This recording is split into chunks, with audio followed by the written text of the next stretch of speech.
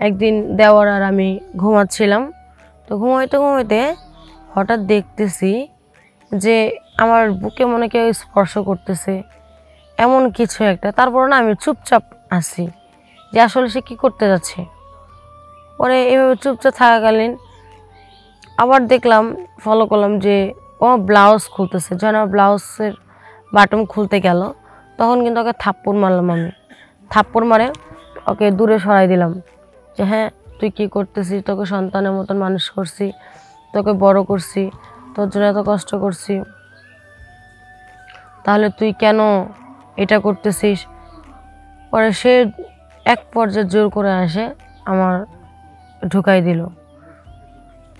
দিয়ে মানে শান্তি, মানসিক শান্তি। আমারও ইচ্ছে ছিল, অনেক দিন ধরে পাই না, অনেক ক্ষুধার্ত ছিলাম।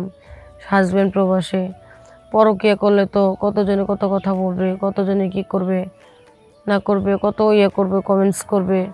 তো এই জন্য এইভাবেই চলতে থাকে। আমারও ভালো লাগে, দেবরও মজা পায়, আমি আমার শারীরিক চাহিদাটা মেটাতে পারি। আমার শরীরে একটা ক্লান্তি ভাবটা দূর হয়। ওই দিন সে কাজ করে আসে, একটু স্বামীর সুখ পেতে মন চায়, সেটা আমার দেবরই দেয়। তো এরকম দেবর কয়জনের ঘরে আছে একটু বলেন তো, যে স্বামী এদিকে স্বামীও করতেছে, মানে টাকা পাঠাচ্ছে, এদিকে দেবরের সাথে এনজয় করতেছেন, কতই না মজা না। তো যাই হোক, আসসালামু আলাইকুম, আমি নূরজাহান। আমার বয়স 25 বছর।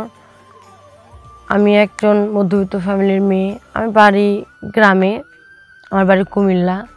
তো আমার বিয়ে হয় ঢাকায়। তো আমার বিয়ের 6 মাস পরে আমার শাশুড়ি প্রেগনেন্ট হয় আর কি। প্রেগনেন্ট হওয়ার কারণে অনেকে অনেক কথা বলে, তারপরও কি করবে, এখন বাচ্চা তো নষ্ট করা যায় না। তখন যেদিন বেবিটা হয় তার সাথে সাথে আমার শাশুড়ি কিন্তু মারা যায়। আমার শাশুড়ি মারা যায়। শ্বশুর তো আর বাচ্চা লালন পালন করতে পারে না, আমি বউ একলা, আমার তো কোনো ননদ নাই। ওরা 2 ভাই, যে বাচ্চাটা হয়েছে আর আমার হাজব্যান্ড, ওরা 2 ভাই। তো ছোটো থেকে আমি আমার ননদ আমার দেবরকে আমি লালন পালন করি, কোলে পিঠে করে আমি মানুষ করি। ওর কোথায় কোন কাজে কোন কাজটা করা লাগে, কোথায় কোন স্কুলে দেওয়া লাগে, সব কিছু এভরিথিং, মানে এক কথায় বলা চলে তার সব কিছু আমি দেখাশোনা করি নিজের সন্তানের মতো। তো এরকম করতে করতে আমার জামাই ব্যবসা করতো আগে। তো ব্যবসা করতে চাইলে ব্যবসার লস খায়, অনেক টাকা লস খায়। সে একুল ওকুল, মানে 2 কুল গেল, মানে সে ভাবে পাচ্ছে না কেমনি এত টাকা ঋণ শোধ করব, এত টাকা কিভাবে, এত ঋণের বোঝে কেমনে সইব, কেমনে কি করব। পরে সে প্রবাসে যাওয়ার চিন্তাধারা নেয় যে না, আমি প্রবাসে যাব, আমার ঋণ মাজন। তাকে আমি অনেক বাধা দিই, দেখো তুমি এভাবে প্রবাসে আমাকে রেখে যাও না, আমার থাকতে কষ্ট হবে, আমি তোমাকে ছাড়া থাকতে পারবো না, এমন কিছু। কিন্তু সে আবার বলি যে এত টাকা দেনা পাওনা কীভাবে শোধ করব। এই যে আজকে দেওয়ার আছে, দেওয়ারকে মানুষ করতে হবে, আবার ভবিষ্যতে সন্তান হবে, সন্তানের ভবিষ্যৎ আছে, কেমনে কি করব, কিভাবে কী করবো, মানে টেনশন, বিভিন্ন টেনশন, বুঝেন না। করতে করতে পরে এক পর্যায়ে জামাই বিদেশ চলে যায়। দেওয়ারও আস্তে আস্তে বড় হয়, দেওয়ারও বড় হয়ে যায়। তো এরকম অনেকের চিন্তা ভাবনা যাবে যাবে যাবে যাবে করে দেওয়ার যখন ক্লাস 9-এ পড়ে তখন কিন্তু আমার কয় কি যে আমি আর থাকবো না, বাংলাদেশে চলে যাব। তো যখন যাওয়ার 6 মাস আমি খুব ভালো ছিলাম, 6 মাস খুব ভালো ছিলাম।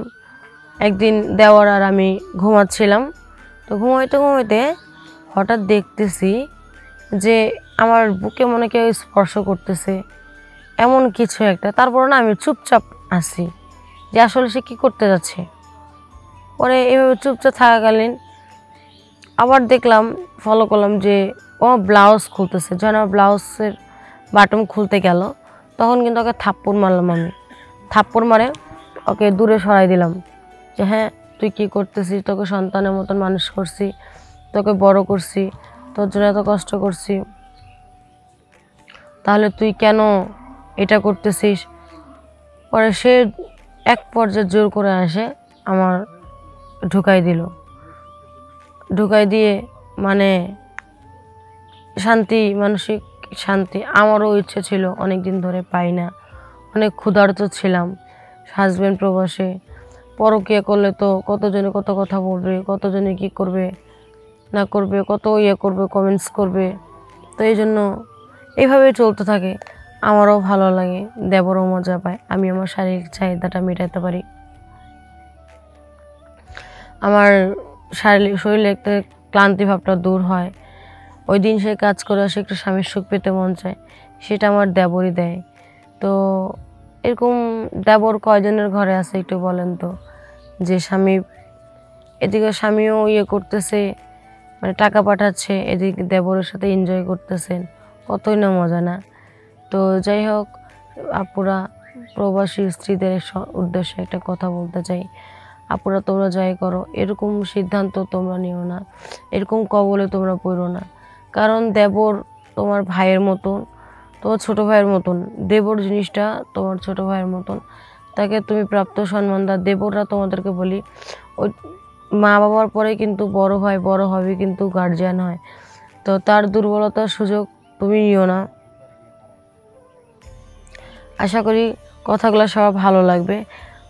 আমার জীবনে যা হয়েছে এরকম যেন কারোর জীবনে না হয়। সবাই ভালো থাকবেন, সুস্থ থাকবেন। আসসালামু আলাইকুম।